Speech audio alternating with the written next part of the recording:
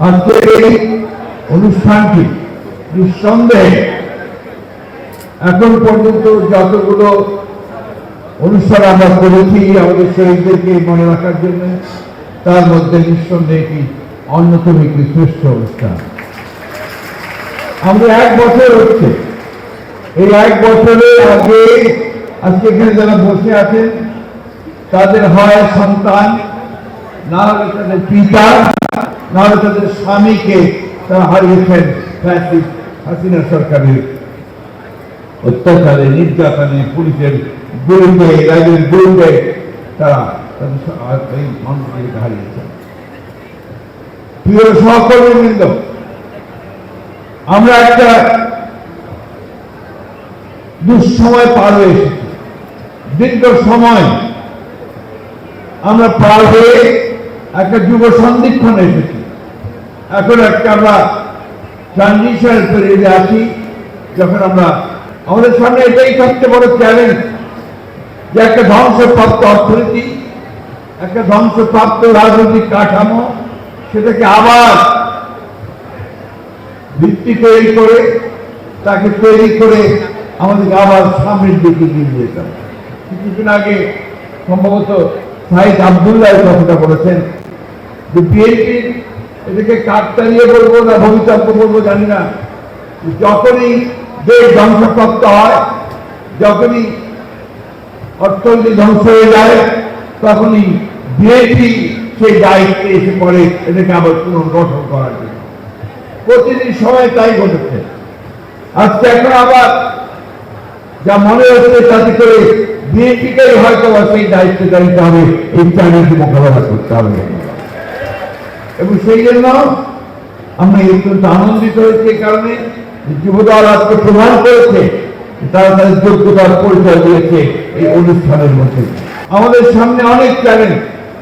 আমাদের রাজনৈতিক কাঠামোকে ভেঙে দেওয়া হয়েছে, অর্থনৈতিক ভিত্তিকে ধ্বংস করে দেওয়া হয়েছে।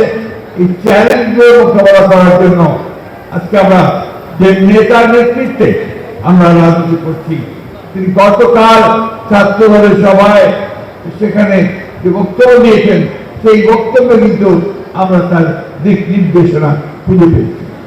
সম্পূর্ণ নতুন চিন্তার মধ্য দিয়ে দেশকে কিভাবে তিনি গড়ে তুলবেন সেই চিন্তা, সেই স্বপ্ন তিনি দিয়েছেন। এখন এই মুহূর্তে পেয়ে যাবে না, আমরা যাদেরকে হারিয়েছি তাদেরকে আমরা ফিরে পাবো না। আমরা এখানে কথা শুনেছি সেই সমস্ত করুণ কাহিনী, মর্মান্তিক কাহিনী, পাশবিক নির্যাতনের কাহিনী। এর মধ্যে থেকে তো আমাদেরকে জেগে উঠতে হবে, আমাদের মাথা তুলে দাঁড়াতে হবে। বাংলাদেশ কখনো মাথা নত করেনি, লড়াই করে গেছে, সামনের দিকে এগিয়ে গেছে দেশের বেগম খালেদা জিয়ার নেতৃত্বে। এবং তারপরে প্রায় এই 6 বছর 8 বছর আমরা তারেক রহমানের নেতৃত্বে আমরা এই আন্দোলনকে চূড়ান্ত পর্যায়ে নিয়েছি। আজকে একটা ষড়যন্ত্র চলছে, একটা চক্রান্ত চলছে যে দেশে আবার একটা অস্থিরতা সৃষ্টি করবার, দেশে একটা ষড়যন্ত্র তৈরি করবার, যেন বাংলাদেশে গণতন্ত্রের ট্রানজিশন সঠিক মতো না হয়। কিন্তু আমরা এটি বিশ্বাস করি, বাংলাদেশ জাতীয়তাবাদী দল, যুবদল, ছাত্রদল যতদিন তারা টিকে থাকবে, ততদিন দেশে এই গণতন্ত্রকে ধ্বংস করবার কোন শক্তি কখনো তৈরি হতে পারবে না। আমি বক্তব্য দীর্ঘ করতে চাই না, আমি শুধু এই কথাটুকু আপনাদের সামনে বলতে চাই যে আমরা লড়াই করেছি, আমরা রক্ত দিয়েছি। আমাদের নেতা, আমাদের প্রতিষ্ঠাতা শহীদ প্রেসিডেন্ট জিয়াউর রহমান এই দেশের স্বাধীনতা ঘোষণা করে আমাদেরকে একটা নতুন দেশ বা ভূখণ্ড দিয়েছিলেন। আমাদেরকে 1975 সালের পরে তিনি সংস্কার করেছিলেন রাজনৈতিক কাঠামোর, একদলীয় শাসনতন্ত্র থেকে বহুদলীয় গণতন্ত্রে নিয়ে এসেছিলেন। এই শহীদ প্রেসিডেন্ট জিয়াউর রহমান আমাদেরকে মুক্ত বাজার অর্থনীতির দিকে নিয়ে গিয়েছিলেন, সংরক্ষণের স্বাধীনতা দিয়েছিলেন।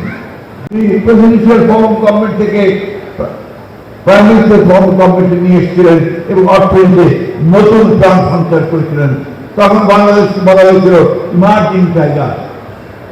আমরা আজকে আবার এই দেশের নেতৃত্বে সেই পার্লামেন্টে তত্ত্বাবধায়ক সরকারের বিধান সন্নিবেশিত করা হয়েছিল।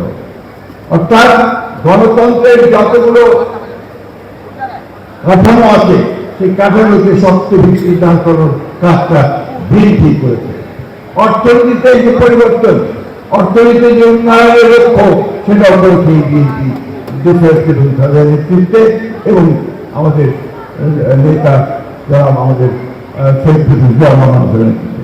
আমরা আশা করছি আমাদের নেতা তারেক রহমান সাহেব আমাদেরকে যে পথ দেখাচ্ছেন, যে কথাগুলো বলছেন অর্থনীতি সম্পর্কে, রাজনীতি সম্পর্কে, দেশের সামনে যে স্বপ্ন তুলে ধরছেন, সেই স্বপ্ন শুনে আমার একটি কথাই মনে হয়, মার্টিন লুথার কিং এর সেই ঐতিহাসিক কথা, I have a dream, Tarique Rahman has a dream, ইনশাআল্লাহ সেই ড্রিম নিয়ে আমরা সামনের দিকে এগিয়ে যেতে পারবো এবং আমরা জয় করবো।